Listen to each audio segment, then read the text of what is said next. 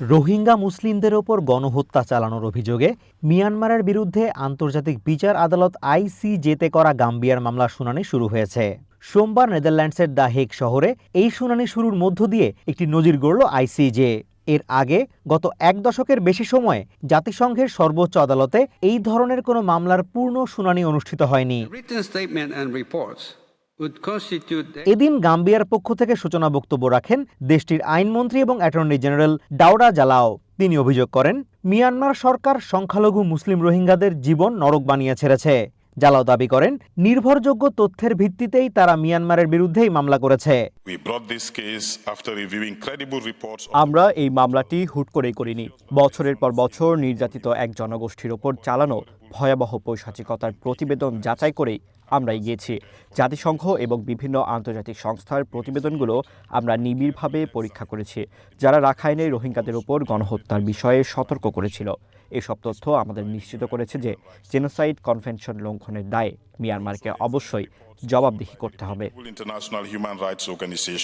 এদিকে আইসিজেতে মামলার কার্যক্রম শুরুর পর আশায় বুক বেঁধেছেন নিপীড়িত রোহিঙ্গারা। রাখাইন রাজ্য থেকে পালিয়ে আসা অনেক রোহিঙ্গাই এদিন নিজেদের অনুভূতি প্রকাশ করেছেন। তাদের অনেকেই এখন রোহিঙ্গাদের ন্যায্য অধিকার আদায়ে কাজ করছেন। আমরা বড় আশা নিয়ে এখানে এসেছি। আপনারা জানেন, মিয়ানমারে আমরা চরম সহিংসতার শিকার হয়েছি।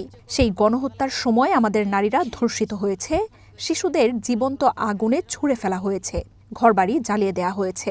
আমরা এসেছি ন্যায় বিচারের আশায় এবং এই ঐতিহাসিক শুনানির সাক্ষী হতে।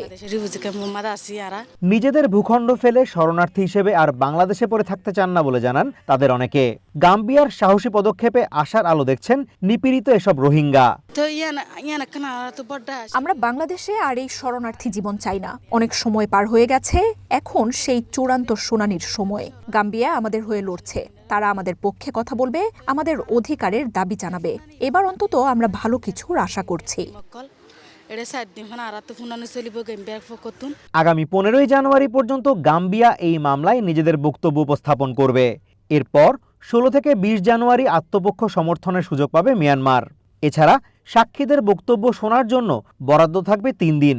26 থেকে 29 জানুয়ারি দুই পক্ষ সমাপনী বক্তব্য দেবে। Azimur Rashid Kanak, one international desk.